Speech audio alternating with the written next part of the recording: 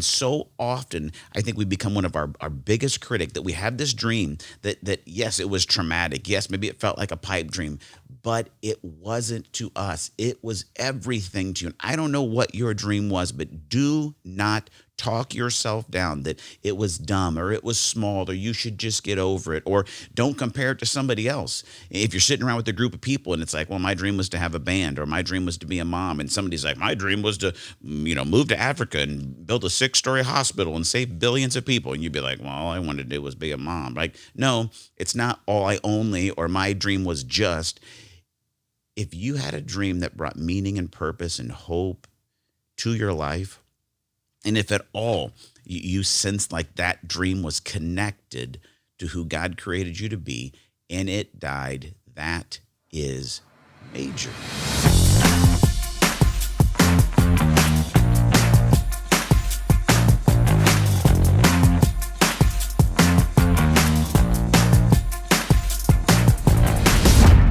Everybody, welcome back to the Daron Earlewine podcast. Really excited about this new series we're starting. We're going to start walking through chapter by chapter of my book, The Death of a Dream, Resurrecting Purpose When Life Doesn't Go as Planned.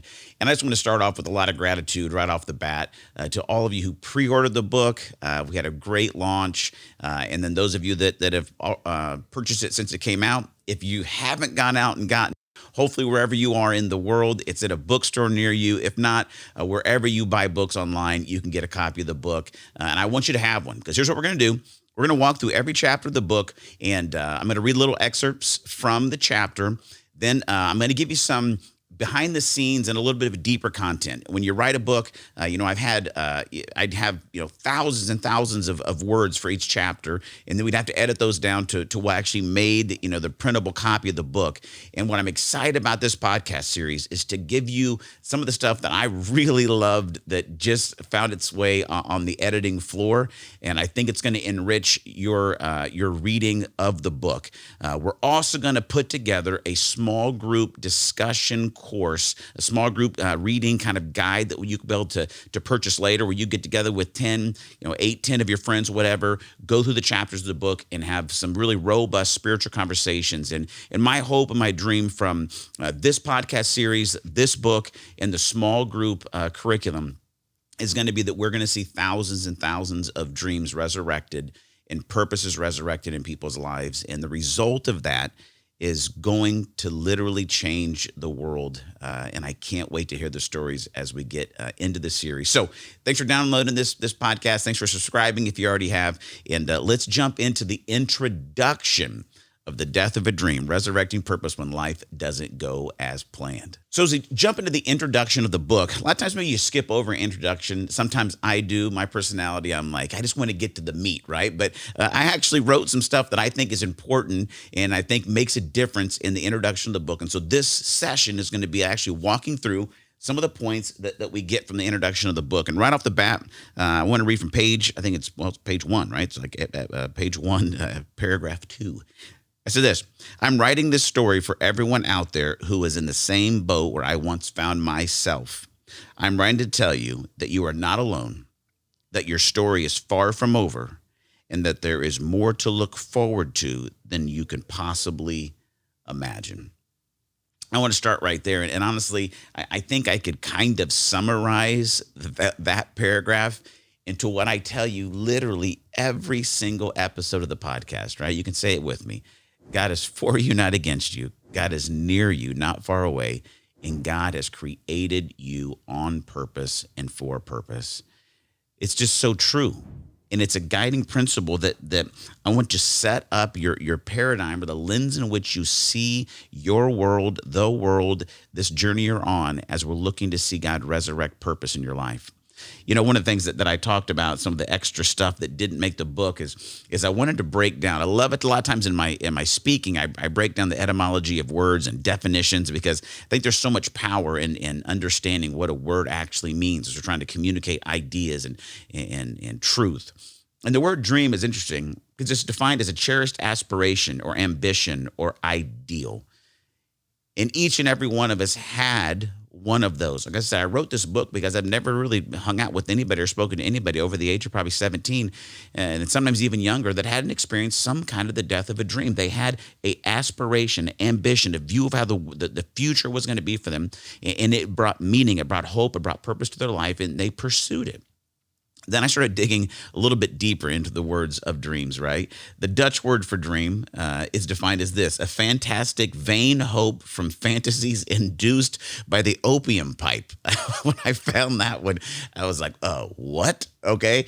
So we're not chasing any Dutch dreams, but it is probably, like, it's a funny definition, probably where we get the phrase pipe dream, right?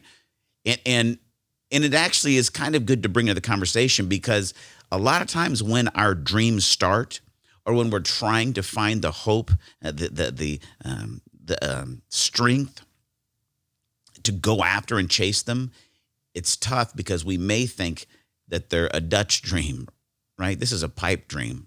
Like, I don't smoke opiate, right? Which is good. We don't want to get back into opium, but like, this isn't a pipe dream. Like, I think God gave this to me. But when we do, we may get into the closer to the German word for dream.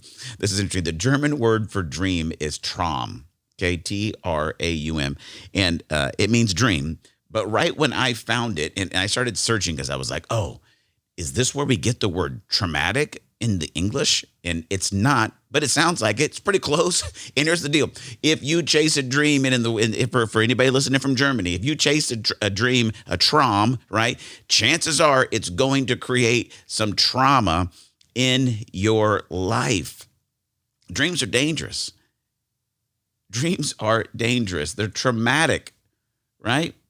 The word traumatic defined as this: causing someone to become very upset in a way that can lead to serious mental and emotional problems. No matter how big or how small your dream was, your trauma was, if you've seen it die, it's caused some trauma. And you're right now working through some potentially serious mental, emotional, and even spiritual problems, challenges, obstacles. And that's why I wrote the book. That's the introduction. Because I know that chasing dreams is way more dangerous than we were led to believe. And there's still hope. And those are three things I want to hit you with in this conversation. Is this: I said in that second paragraph of the book, I want you to know that you're not alone. Bottom line, God is near you. God is near you. Even though you walk through the valley of the shadow of a death of a dream, God is and will always be with you. He will never leave you or forsake you. So if you're at a traumatic place right now, you're just in the intro, God's near you. You're not alone. Second thing is here: God is for you. There is still great hope. 100%. There's still great hope, because God is in control of the universe, and he loves you. He's near you, and he's for you in what he has created you for and who you are to him.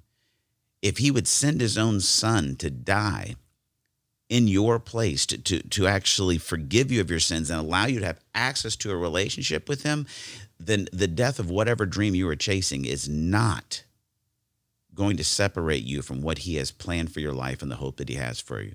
Last thought is this one, right? Is God has created you on purpose and for a purpose. And here's what I want you to hear.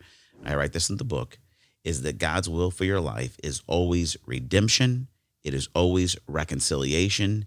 It is always resurrection.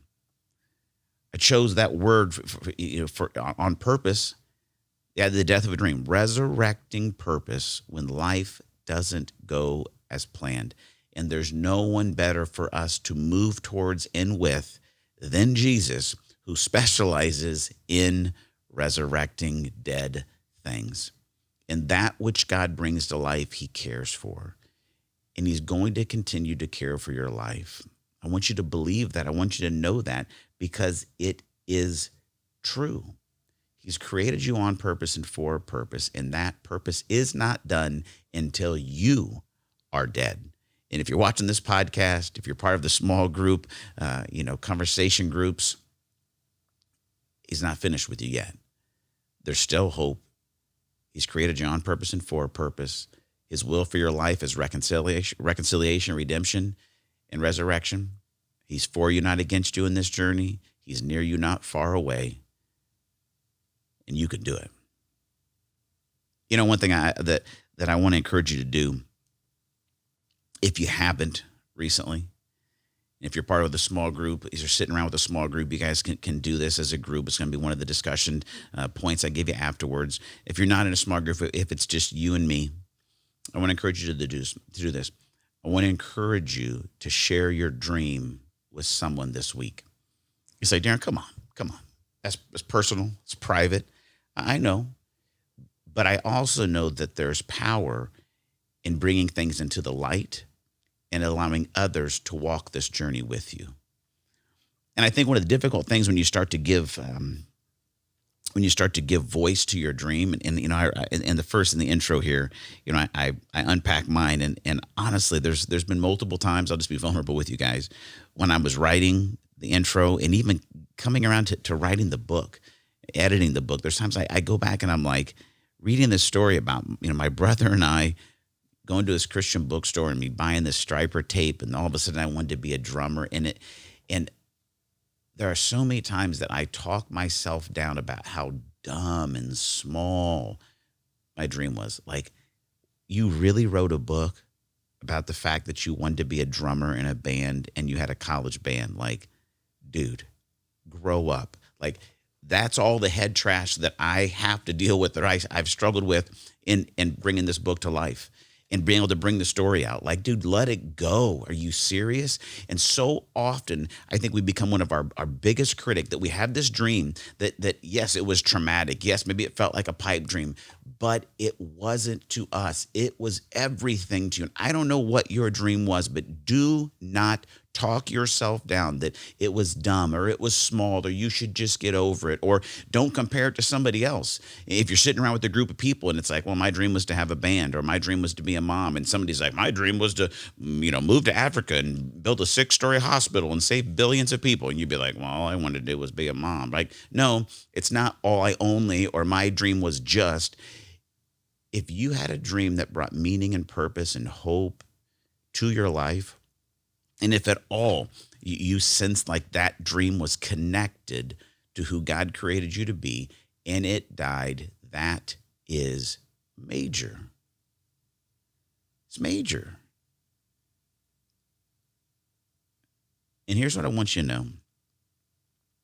If you pursued that dream, if you took the risk to become a visionary, a dreamer, as Acts chapter 2 says, that this movement of followers of Jesus Christ would be a movement of visionaries and dreamers, of old men and young men dreaming visions and dreams, and women being servants, and all of us coming together to be prophets and servants and of God to join with him to create the future. If you pursued your dream, I want you to know how proud of you I am. You know how many people have dreams, have aspirations, even feel like maybe God gave it to them, and they never found the courage to take the risk? A lot. If you pursued it and it died in the process, I'm so proud of you. I want you to know that God's proud of you too. But it makes me think, maybe you're actually listening right now and you go, wait a second, Daron, what about me? Like, I've had a dream, but I've been too scared. Fear, which is my enemy, has kept me captive. And I've always dreamt of being a mom too, or a dad, but I'm too afraid to even ask anybody out. And my dream didn't die. I've never even given it breath to live. Guess what? Message is same. It's the same for you. God is near you in this. He's not far away. He's walking with you right now to help you move towards the courage you need. He's for you. He's not against you. And he has created you on purpose and for a purpose. And as we walk through this journey, through the chapters of this book, you are going to see God resurrect new plans, new purpose, new passion in your life. And you may be spot on with the dream that God has put you on earth to fulfill, or you may be way off. Here's the good news. As we walk through this process together, keeping God near, knowing he's for, and searching for his purpose, he is going to lead us to exactly where he wants us to be. And when we sense that momentum in our life, it changes everything. I'm so excited that you downloaded this episode. I'm so glad that you're a part of this process. I can't wait to get into through the chapters of the book. If you're going through this and you have questions, please reach out to me. Let's have a dialogue, not just in this virtual, but like it is, guys, it's virtual through email, whatever. But I love each week getting to record these podcasts, and right now it's so exciting, guys. The growth of the podcast over the past 6 months has been massive, and thank you for being a part of that. If you want to leave a review or a like or subscribe to the channel wherever you're on, YouTube or Spotify or Apple, whatever, it means the world. But I want to hear from you. I want to know what you're wrestling through. So you can email me, always email me, Daron, Daron @blackbirdmission.com. You can text me 317-550-5070. Get back to you on the text, or you can reach out through all the socials, Facebook, Instagram. I'm out there, and you can send me a DM and send a question my way, or tell me a story about what God's doing in your life. I'm excited to walk this journey with you, and man, this is gonna be fun. I can't wait. And until we talk again in this next episode, you remember these 3 things. God is near you. He's not far away. He's for you, not against you, and he's created you on purpose and for a purpose. Appreciate you downloading this episode, Daron Earlewine Podcast. Talk to you guys next time.